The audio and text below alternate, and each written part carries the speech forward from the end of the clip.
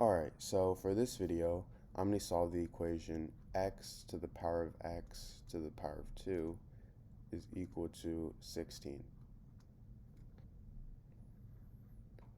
So to solve this, what I'm going to do is first take the power of 2 on both sides. So I get x to the power of x to the power of 2 to the power of 2 is equal to 16 to the power of 2. And if I have something in the form a to the power of m to the power of n, this is the same thing as a to the power of m times n.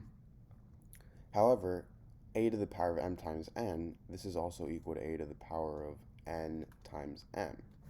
And if a to the power of m times n is equal to a to the power of m to the power of n, then a to the power of n times m, this should equal a to the power of n to the power of m.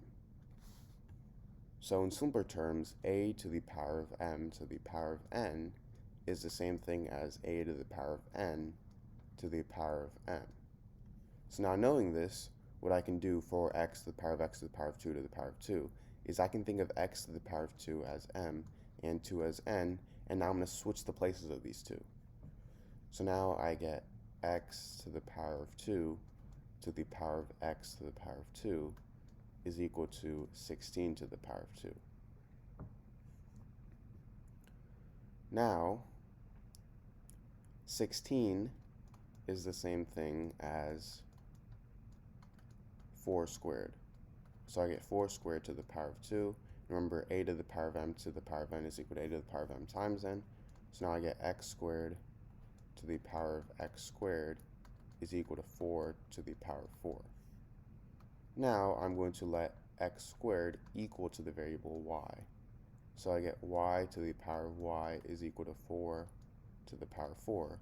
And if I have something in the form a to the power of a is equal to b to the power of b, this means that a is equal to b. So in this case, y is equal to 4.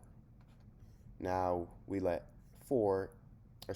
y equal x squared and y is 4, meaning x squared is equal to 4 and x is equal to 2.